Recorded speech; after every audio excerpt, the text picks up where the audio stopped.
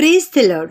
Greetings to you all in the name of our Lord and Savior Jesus Christ. Today's Bible verse, Paul's letter to the Philippians, chapter 4, verse 13.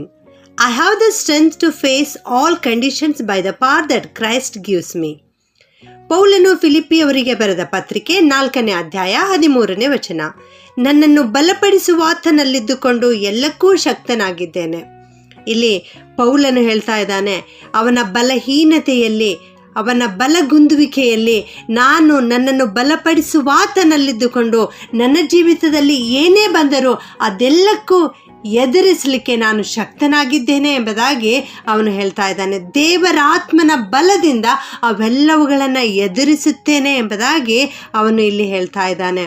ನಿನ್ನ ಜೀವಿತದಲ್ಲಿಯೂ ಕೂಡ ಬಲಗುಂದುವಿಕೆ, ಅಧೈರ್ಯ ಉಂಟಾದಾಗ ನೀನು ಈ ಮಾತನ್ನು ಪದೇ ಪದೇ ಹೇಳುತ್ತಾ ಇರು, ಈ ವಾಕ್ಯವನ್ನು ಪದೇ ಪದೇ ಹೇಳುತ್ತಾ ಇರು. ನನ್ನನ್ನು ಬಲಪಡಿಸುವಾತನಲ್ಲಿದ್ದುಕೊಂಡು ಎಲ್ಲಕ್ಕೂ ಶಕ್ತನಾಗಿದ್ದೇನೆ ಎನ್ನುವ ವಾಕ್ಯವನ್ನು ನೀನು ಪದೇ ಪದೇ ಉಚ್ಚರಿಸುತ್ತಾ ಇರುವಾಗ ಕರ್ತನು ಖಂಡಿತವಾಗಿಯೂ ನಿನ್ನ ಜೊತೆಗಿದ್ದು ನಿನ್ನನ್ನು ನಡೆಸುತ್ತಾರೆ. ಯಾಕೆಂದರೆ ಈ ಲೋಕದಲ್ಲಿರುವವನಿಗಿಂತಲೂ ನಿನ್ನೊಳಗಿರುವಾತನು ಹೆಚ್ಚಿನವನು, ಉನ್ನತನು ಆಗಿದ್ದಾನೆ. ಅಧೈರ್ಯಪಡಿಸುವಿಕೆ ಅಂದರೆ ತನ್ನಲ್ಲಿರುವ ಬಲವನ್ನು, ಕ್ರಿಸ್ತನ ಬಲವನ್ನು ತಿಳಿಯದೆ ಧೈರ್ಯಗುಂದುವುದು ಆಗಿದೆ, ಆಗಾಗ್ಗೆ ಸೋತು ಹೋಗುವುದು ಆಗಿದೆ. ಅರಣ್ಯದಲ್ಲಿ ಮೋಶೆ ಇಸ್ರಾಯೇಲರನ್ನ ಮಾರ್ಗದಲ್ಲಿ ನಡೆಸಿಕೊಂಡು ಬರ್ತಾ ಇರುವಾಗ ಕಾನಾನ್ ದೇಶವನ್ನು ಸುತ್ತಿ ನೋಡುವುದಕ್ಕಾಗಿ ಒಂದೊಂದು ಗೋತ್ರಕ್ಕೆ ಒಬ್ಬೊಬ್ಬರಂತೆ 12 ಮಂದಿಯನ್ನು ಆರಿಸಿ ಕಳುಹಿಸಿಕೊಡುತ್ತಾನೆ. ಅವರಲ್ಲಿ 10 ಮಂದಿ ಅಧೈರ್ಯಸ್ಥರಾಗಿದ್ದರು. ಅವರು ಯಾವ ಸುದ್ದಿಯನ್ನು ಕೊಟ್ಟರೆಂದರೆ ಅಶುಭ ಸಮಾಚಾರವನ್ನು ಅವರು ಕೊಟ್ಟರು ಎಂಬುದಾಗಿ ಸತ್ಯವೇದ ನಮಗೆ ತಿಳಿಸುತ್ತದೆ. ಅರಣ್ಯಕಾಂಡ 13ನೇ ಅಧ್ಯಾಯದಲ್ಲಿ ನಾವು ಇದನ್ನು ನೋಡುತ್ತೇವೆ. ಅವರು ಹೇಳ್ತಾ ಇದ್ದಾರೆ, ಆ ಜನರು ನಮಗಿಂತ ಬಲಿಷ್ಠರು, ಅವರ ಮೇಲೆ ಹೋಗುವುದಕ್ಕೆ ನಮಗೆ ಶಕ್ತಿ ಸಾಲದು ಎಂಬುದಾಗಿ ಹೇಳ್ತಾರೆ. ಆದರೆ ಆ 12 ಜನರಲ್ಲಿ ಇಬ್ಬರು ಯೆಹೋಶುವನು ಮತ್ತು ಕಾಲೇಬನು ಎಂಬುದಾಗಿ, ಇವರಿಬ್ಬರು ದೇವರಲ್ಲಿ ನಂಬಿಕೆ ಇಟ್ಟವರಾಗಿದ್ದರು, ದೇವ ಬಲದಲ್ಲಿ ನಂಬಿಕೆ ಇಟ್ಟವರಾಗಿದ್ದರು.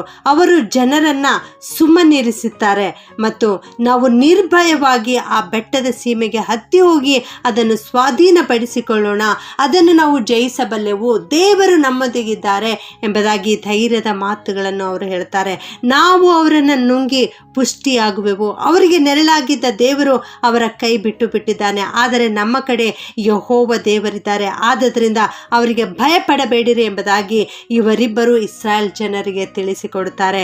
ಕೊನೆಗೆ ಕಾನಾನ್ ದೇಶವನ್ನು ತಲುಪಿದವರು ಇವರಿಬ್ಬರೇ ಆಗಿದ್ದಾರೆ. ಯೆಹೋಶುವನು ಮತ್ತು ಕಾಲೇಬನು ಇವರಿಬ್ಬರು ತಮ್ಮಲ್ಲಿರುವ ಧೈರ್ಯದ ಮಾತುಗಳಿಂದ, ತಮ್ಮಲ್ಲಿರುವ ವಿಶ್ವಾಸದಿಂದ, ತಮ್ಮಲ್ಲಿರುವ ನಿರ್ಭಯತೆಯಿಂದ ಅವರು ಕಾನಾನ್ ದೇಶವನ್ನು ಪ್ರವೇಶಿಸಲಿಕ್ಕೆ ಸಾಧ್ಯವಾಯಿತು.